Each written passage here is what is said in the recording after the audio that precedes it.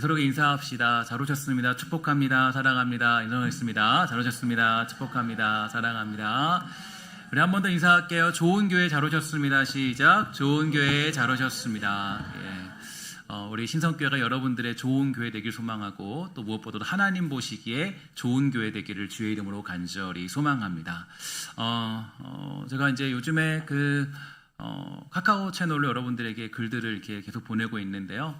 여러분들 이제 그거를 이제 묵상하면서도 깨달은 분들도 많이 계시고 또 많은 분들이 또 여러 가지 또 생각들을 나누어 주신 분도 계십니다. 그래서 사실 여러분 제가 부탁 하나 드리고 싶은 것은 이제 제가 거의 금요일까지는 대부분 이제 앞으로 매일같이 아마 글을 거의 보내게 될 겁니다. 보내게 되면은 여러분들과 이제 저의 이야기도 나누고 저의 생각도 나누는 그런 시간들이니까요. 여러분 그냥 카카오 채널 그냥 뜨면 광고 왔네 그냥 안 보지 마시고 거기에는 저의 글도 담겨 있고 저의 마음도 담겨 있고 또 여러분들 향한 생각도 담겨 있기 때문에 잘 읽으면서 여러분들이 잘 읽으시다가 토요일 날쯤 되면 할 수 있으면 여러분들의 이야기도 저에게 좀 들려주시면 좋을 것 같습니다. 일주일 동안 내가 어떻게 살았는지, 일주일 동안 여러분들이 어떻게 또 하나님 만났는지, 또 어떻게 힘들었는지, 또 기도 제목들이 있으면 저에게 보내주시면 제가 토요일 날 그것을 다 이제 그냥 절대 그냥 넘어가지 않거든요. 딱 보면은 몇 명이 와도 제가 다 이렇게 답문을 드리고 또 해서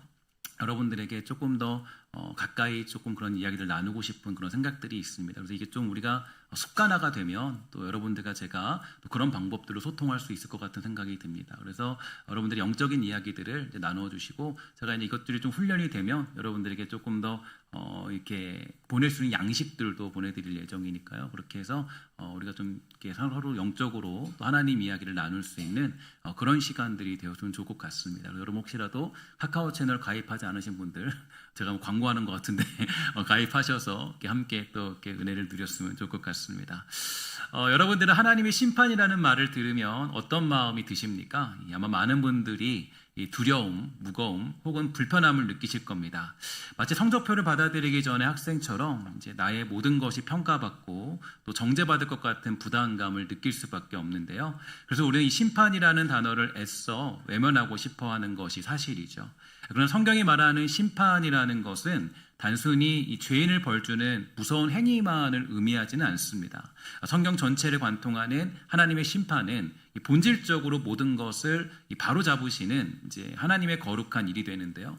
이 엉클어진 것을 푸시고 왜곡된 것을 바로 펴시면서 숨겨진 진실을 드러내어 모든 것을 제자리로 돌려놓으시는 행위가 바로 심판이라는 행위가 되죠. 그렇기 때문에 이 심판의 약속은 이 땅에서의 억울함과 이 불의함으로 고통받는 성도들에게 그 무엇과도 바꿀 수 없는 가장 큰 소망이고 가장 깊은 위로가 되는 것입니다. 오늘 본문의 데살로니가 교회 성도들이 바로 그런 상황에 놓여 있었습니다.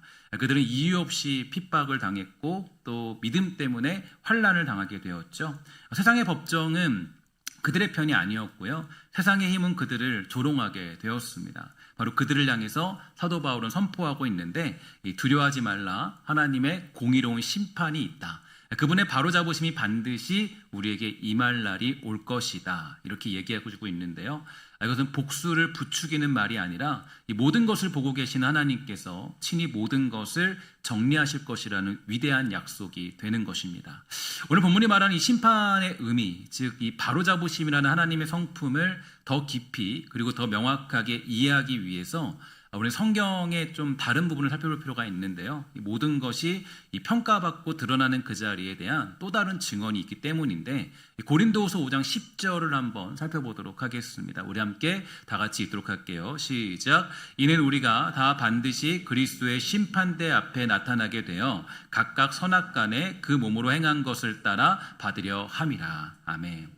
이 구절은 하나님의 최종적인 바로잡으심이 어떠한 성격을 가지고 있는지 우리에게 매우 명확하게 설명해주고 있는데 여기서 우리는 몇 가지 중요한 사실에 주목해 볼 필요가 있습니다.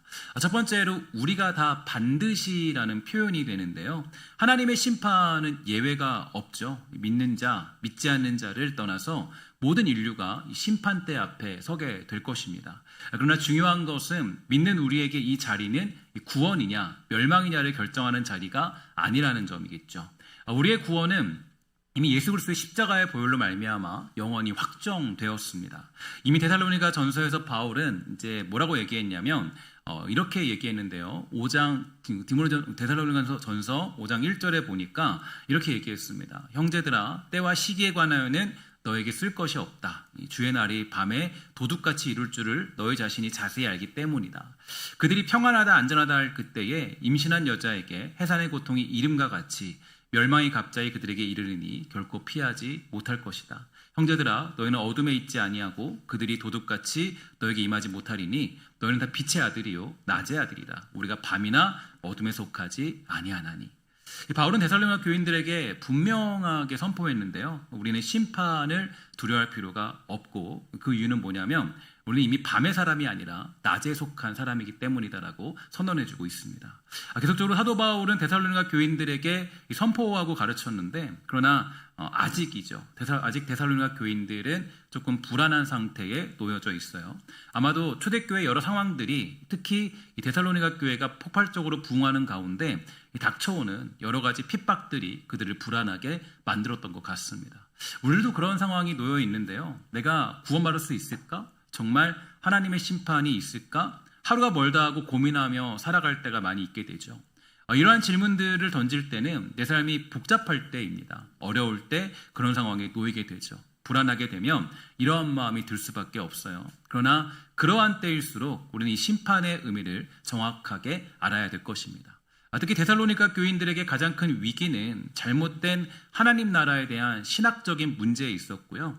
주님의 재림에 관한 잘못된 인식이 문제를 낳고 있는 현실이었기 때문에 언제나 우리는 주님의 재림과 그 마지막 때에 관한 온전한 개념을 가지고 있어야 되겠습니다. 그래서인지 지난번에 여러분들이 요한계시록을 읽고 묵상하면서 불안하기만 하고 무섭기만 했는데, 이제는 그 말씀을 읽을 때 마음의 평안함을 누리는 것이라는 이야기를 들었을 때요, 저의 마음은 굉장히 좋았어요. 왜냐하면 이제 요한계시록을 평안함으로 받아들이는 신앙으로 간다는 건 굉장히 멋진 이야기거든요. 근데 사실 믿음이 없고 불안하고 두려울 때, 또 이제 잘못된 신학을 가지고 있을 때는 요한계시록이 두렵기만 합니다. 근데 사실은 온전한 신학 안에서 있을 때는요, 우리가 이 요한계시록 말씀을 접할 때 그것이 복이 되고 은혜가 되고 능력이 된다라는 것을 깨달을 수 있기 때문이죠. 그래서 저는 우리 사랑하는 성도들이 하나님이 주시는 그 심판대를 두려워하는 것이 아니라 그 심판대를 우리가 사모할 줄 아는 복되고 아름다운 성도가 되기를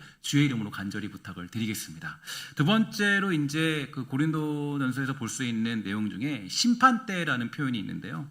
심판대로 번역된 헬라어가 베마라는 단어입니다. 그래서 죄인을 담죄하는 법정의 재판석이라기보다는 고대 올림픽 경기에서 심판관이 앉아서 선수들의 경기를 평가하고 승리자에게 월계관을 씌워주던 시상대의 의미에 가깝습니다.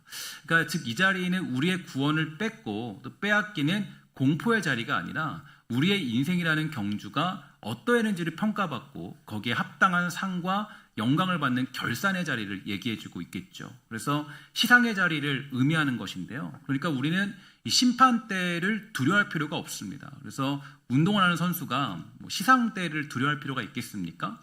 축구를 보다 보면요, 정말로 많은 반칙이 나오기도 해요. 막 달리다 보면 억울하게 막 이렇게 당하는 경우도 있고, 옷을 잡아당기는 거는 그거는 일상이죠. 거의 그렇죠. 반칙이 많이 나오기도 해요.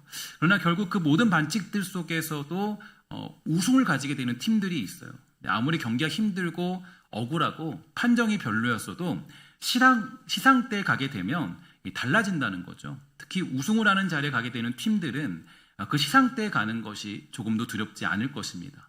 우리에게 있는 심판대, 그 심판대를 의미하는 건 여러분들과 저의 죄를 낱낱이 드러내서 심판하는 자리에 가는 것이 아니라 사실은 우리가 어디 가는 거냐면 시상대에 가는 겁니다. 시상을 받는 자리에 가는 거겠죠. 다만 중요한 것은 스스로 나 자신이 시상대에 서는 자로서의 삶을 살아내는 것이 중요하다라는 것을 기억할 필요가 있을 겁니다. 세 번째로 이제 평가의 기준인 선악간의 금오모로 행한 것의 의미가 여기에서 볼 수 있는데요.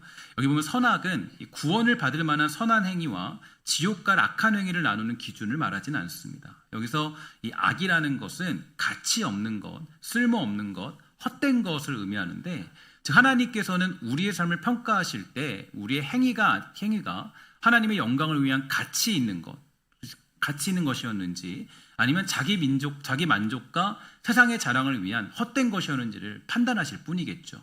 우리의 모든 동기와 중심이 불꽃 같은 눈으로 감찰되어서 그 본질이 드러나는 자리, 그것이 바로 그리스도의 심판대를 의미하는 겁니다. 그러니까 우리가 이 심판에 대한 개념을 가질 때 이 심판에 대한 개념은 그리스도인에게는 두렵고 무섭고 떨리는 자리가 아니라 그 자리는 바로 하나님이 주시는 은혜의 자리고 평강의 자리라는 것을 기억할 필요가 있고, 그렇게 사도 바울은 계속적으로 언급해주고 있는 것이죠. 이 고린도후서의 말씀을 통해서 우리는 오늘 우리가 만나게 되는 데살로니가 후서가 말하는 심판이라는 깊은 의미를 깨달을 수가 있게 됩니다. 하나님께서 환난을 주는 자들에게 환난으로 갚으시는 것은 그들의 삶이 하나님 없이 쌓아 올린 헛된 것이었다라는 것을 만천하에 드러내는 필연적인 결과겠죠. 반대로 환난 많은 성도들에게 안식으로 갚으시는 것은 그들의 눈물과 인내가 하나님 보시기에 가장 가치 있는 것이었다라는 것을 인정받고 영원한 상급으로 주어지는 영광스러운 결산이 되는 것입니다. 자, 그러면 이제 이 결산과 시상의 관점을 가지고 다시 본문 5절로 돌아와서 생각해 봅시다. 5절 말씀 이렇게 되어져 있어요. 이는 하나님의 공의로운 심판의 표고 너희로 하여금 하나님 나라에 합당한 자로 여김을 받게 하려 함이라, 이렇게 되어져 있는데요. 이제 이 말씀이 얼마나 큰 위로가 되는지 조금 감이 잡히십니까? 이 바울은 데살로니가 성도들이 겪는 환난이 장차 있을 하나님의 공의로운 심판의 표, 즉 증거라고 얘기해주고 있는데요. 이것은 대단히 혁명적인 선언이 됩니다. 이 땅의 눈으로 보면 그들의 고난은 실패의 증거이고 저주의 증거처럼 보이고 말았습니다. 그러나 이 믿음의 눈으로 보니까 그 고난이야말로 그들이 이 땅에 속한 자가 아니라 하나님 나라에 속한 자라는 것을 가장 명백하게 보여주는 증거라는 것을 보여주고 있는 것이죠. 우리 함께 고린도후서 6장 8절 이하 말씀을 함께 다 같이 읽도록 하겠습니다. 시작. 우리는 속이는 자 같으나 참되고 무명하는 자 같으나 유명한 자요, 죽은 자 같으나 보라 우리가 살아있고 징계를 받는 자 같으나 죽임을 당하지 아니하고 근심하는 자 같으나 항상 기뻐하고 가난한 자 같으나 많은 사람을 부요하게 하고 아무것도 없는 자 같으나 모든 것을 가진 자로다. 아멘. 왜 그렇습니까? 세상은 자기의 것을 사랑하죠. 만약 우리가 이 땅의 가치관을 따라서 적당히 타협하며 산다면 세상은 우리를 박해할 이유가 없을 것입니다. 그러나 우리가 하나님 나라의 법칙을 따라서 진실하고 살려고 몸부림칠 때 세상은 우리를 무서워하고 핍박하게 될 것이죠. 그러므로 성도가 믿음 때문에 겪는 고난들은 내가 지금 올바른 길을 가고 있다라는 영적인 청신호와 같은 것이에요. 내가 고난을 받는다라는 것은 내가 저주를 받았나? 내가 어떤 문제가 있나? 그런 것이 아니라 이 고난이 찾아온다라는 것은 세상이 우리를 미워하고 있다라는 증거가 되는 것입니다. 세상이 우리를 사랑할 수 없겠죠. 세상의 권세 잡은 자는 바로 그 악한 자가 잡고 있기 때문이에요. 그래서 때때로 우리는 예수 믿는 것에 대해서 또 교회 다니는 것에 대해서 또 그리스도인 살아갈 때 그 가치가 어디에 있느냐가 되게 중요한데요. 예수 믿고 살아갈 때 종종 우리는 어떤 내가 손에 있는 어떤 다른 것들로 예수 믿는 것을 증명하려고 할 때가 많이 있게 됩니다. 그러나 사실 그것이 정말 하나님이 주신 것인지 세상이 준 것인지는 조금 생각을 해봐야 돼요. 내가 하나님 주신 복들로 하나님과 멀어지고 있다면 그것은 세상이 준 것이고, 만약 그걸로 더 가까워지고 있다면 하나님이 주신 것이겠죠. 세상은 우리를 절대로 그냥 두지 않습니다. 우리 핍박하고 우리 괴롭게 하고 있는 것이에요. 그래서 사실 대부분의 그리스도인들은 예수 믿고 살아도 고난이 와요. 아픔이 와요. 특히 이제 이런 경우 있어요. 예수 잘 믿으려고 했더니 갑자기 내 삶에 어떤 큰 문제가 생기는 거예요. 병고가 생기는 거예요. 예수 잘 믿으려고 했더니 갑자기 내가 신앙생활 열심히 감당하려고 하는데 그때 가서 갑자기 어려운 일이 생기는 거예요. 저는 아직도 기억나는 게 중학교 때 이제 수련회를 가서 은혜를 굉장히 많이 받았어요. 받았고 이제 내가 예수 믿고 살아야겠다라고 했는데 딱 오자마자 집안이 완전히 풍지박살 나 있는 상태인 거예요. 은혜 받고 왔더니 굉장히 진짜 말로 할 수 없는 그런 고통들이 바로 찾아오게 된 거죠. 그러니까 보니까 악한 자는 우리가 예수 믿는 거를 기뻐하지 않아요. 절대로 우리를 그냥 두지 않아요. 여러분들이 예를 들어서 오늘 말씀을 통해서 은혜를 받잖아요. 그러면은 나갔을 때 우리를 은혜를 다 까먹게 만드는 힘든 일들이 찾아올 수도 있습니다. 그게 악한 자의 공격이에요. 그는 우리를 그냥 놔두지 않죠. 그래서 사실 우리가 어떤 고난 가운데 있을 때 우리의 삶이 장차 그리스도의 심판대 앞에서 가치 있는 것으로 인정받는 영광스러운 과정 속에 있다라는 그런 확실한 증거가 사실은 고난입니다. 여러분들이 당하는 고난들, 아픔들, 또는 그것 때문에 이 고난 때문에 문제 때문에 하나님을 떠나려고 하는 경우도 종종 있게 되는데 사실 그건 악한 자가 바라는 가장 중요한 모습들이죠. 그러니까 사실 고난은 내가 어떤 삶 가운데 어떤 그런 하나님이 나와 함께하지 않네라는 증거가 아니라 오히려 하나님이 함께하신다라는 증거가 여기에 담겨져 있는 것이에요. 여러분의 고달픔을 여러분들은 무엇으로 여기고 계십니까? 이 불평거리로 여기고 있습니까? 아닙니다. 그것은 여러분이 하나님의 자녀라는 자랑이고 여러분의 인생이 썩어 없어질 세상의 것이 아니라 영원한 하나님 나라를 위해 쓰임받고 있다라는 영광스러운 훈장이 되어야만 할 것입니다. 데살로니가 교회가 처한 상황을 보면은 이렇게 볼 수가 있겠죠. 4절인데요. 함께 다 같이 읽도록 할게요. 시작. 그러므로 너희가 견디고 있는 모든 박해와 환난 중에서 너희 인내와 믿음으로 말미암아 하나님의 여러 교회에서 우리가 친히 자랑하노라. 아멘. 그럼 자랑하는 게 뭐예요? 박해와 고난에 있는 거 아니겠어요? 예수 믿고 살아갈 때 얻게 되는 그런 박해, 그런 믿음의 어떤 괴로움들, 환난들, 거기서 이제 이것을 자랑한다. 사실 우리는 고난당하면 자랑하고 싶지 않죠. 숨기고 싶어요. 내 인생이 이 꼴인데 뭘 할 수 있겠냐.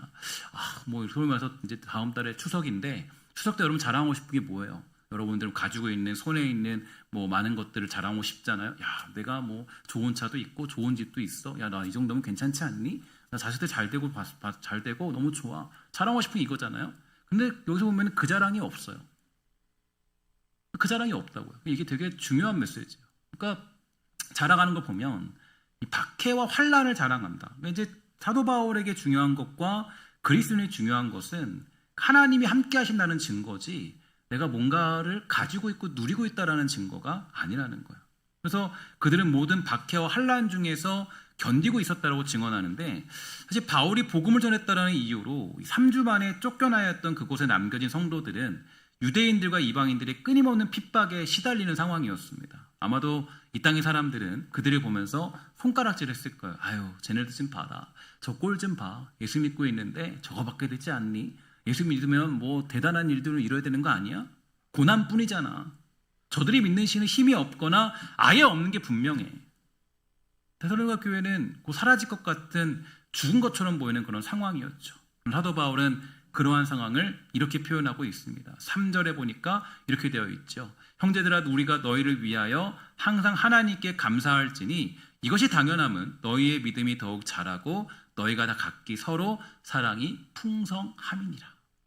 놀라운 역설이죠.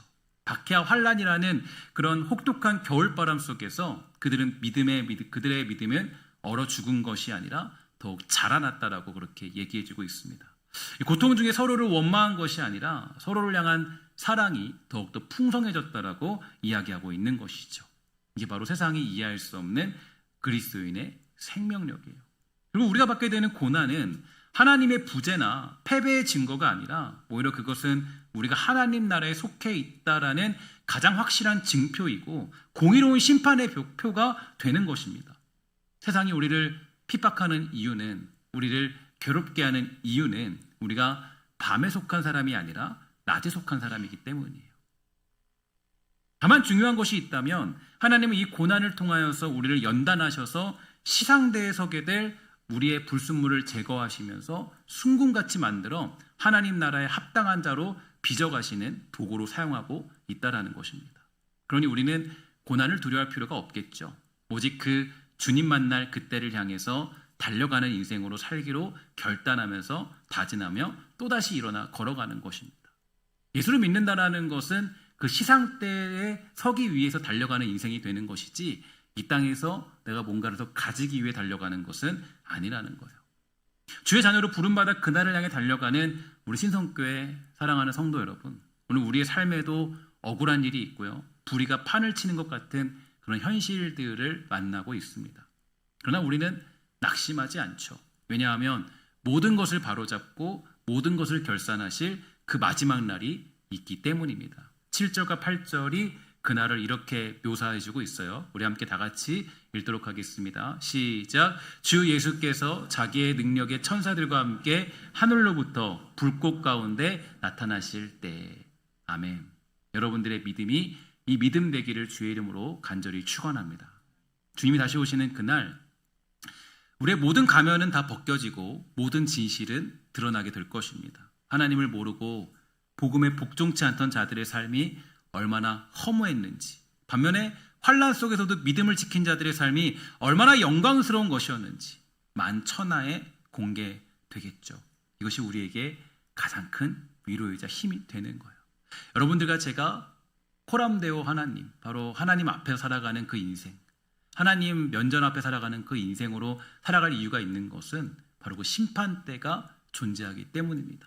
그날이 있기 때문에 우리는 끝없이 사명을 가지고 달려갈 수 있고, 내가 조금 부족하고 연약하고 때로는 힘들고 억울한 일을 만난다 할지라도 그러한 중에도 여전히 그 길을 걸어갈 수 있는 것입니다.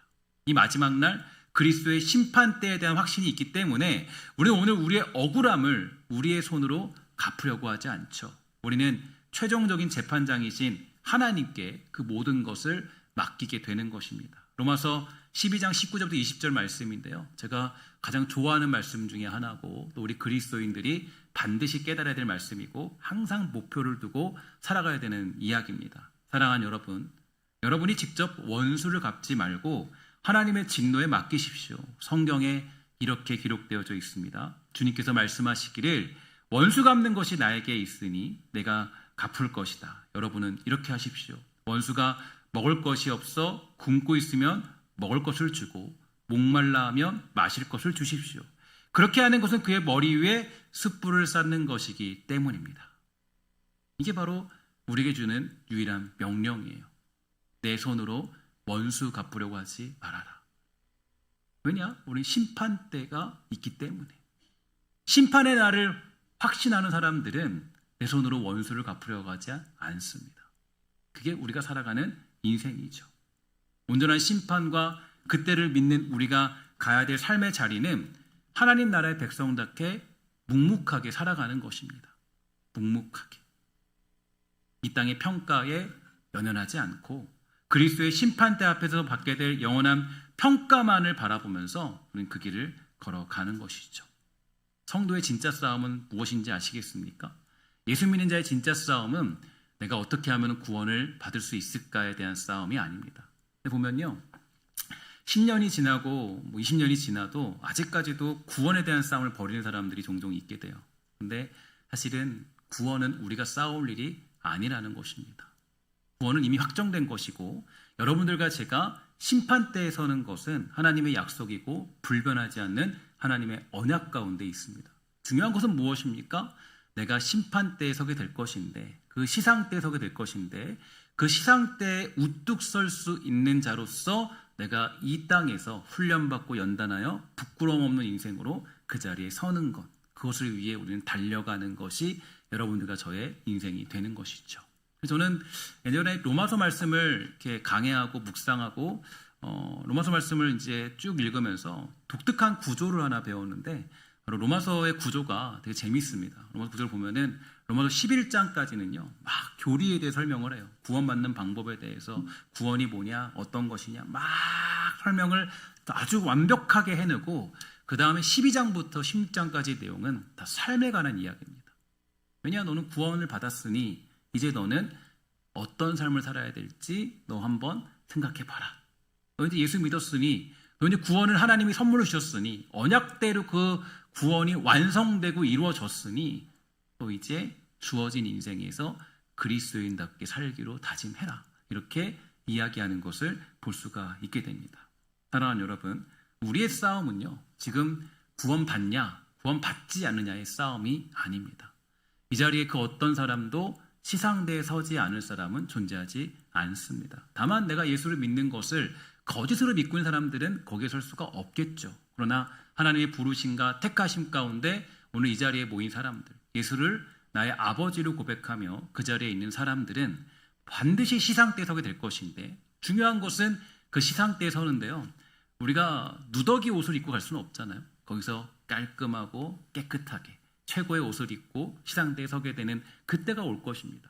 물론 하나님이 주시는 그리스도의 옷으로 우리는 덧입어서 그 길을 갔겠지만, 그러나 우리가 그래도 거기에 걸맞는 인생으로 거듭나는 그 과정의 삶이 여러분들에게 주시는 이 인생의 100년이라는 거예요. 이 인생의 100년은 구원받기 위한 삶도 아니고 구원받은 자로서의 삶으로 단련하는 것입니다. 그래서 정금과 같이 단련되는 시간이 여러분들이 살고 있는 100년이라는 과정이라는 거죠. 이것은 내가 최종적인 목표도 아니라 나에게 주어지는 인생 속에서 이 100년이라는 시간은 정말 내가 시상대에 서기 위한 과정적인 단계입니다. 근데 많은 사람들이 이 과정을 우리가 생각하지 못하고 나에게 주어진 최종적인 결과물로 생각할 때가 많이 있게 되죠. 그러나 예수 믿는 거, 또 내가 주의 백성으로 부름받은 것은 이 과정 가운데 그날을 맞이할 그때를 기대하면서 내가 훈련받고 원수를 참고 그들에게 목마를 때 목을 축여주는 그런 인생으로 거듭나는 자리, 그 자리까지 가는 것이 여러분들이 주어진 100년이라는 시간인 거예요. 그게 우리가 걸어가야 될 길이 되는 것입니다. 여러분, 축복하는 것은 사랑하는 성도들 모두가 정말 주어진 이 100년 동안, 이 주어진 여러분들의 80년, 90년 이 인생 동안 하나님 앞에 잘 훈련받아서 우리가 받은 구원의 그 놀라운 아름다운 이야기들을 또 그 자리 가운데 하나님께 풀어낼 수 있는 복되고 아름다운 성도의 모습들이 있게 되기를 주의 이름으로 간절히 부탁을 드리겠습니다. 기도하겠습니다. 하나님 아버지, 우리가 겪는 고난과 억울함 속에서 낙심하지 않고 모든 것을 바로잡으실 하나님의 공의로운 심판을 바라보게 하시니 감사합니다. 우리의 고난이 우리가 하나님 나라에 속했다라는 영광스러운 증거임을 깨닫고 불평이 아닌 자랑이 되도록 허락하여 주시옵소서. 마지막 날 그리스도의 심판대 앞에서 우리의 모든 삶이 주님께 영광이 되기를 소망하오니 그날을 바라보며 오늘을 믿음으로 살아갈 힘과 지혜를 더하여 주시옵소서. 우리 주 예수 그리스도의 이름으로 간절히 기도합니다. 아멘.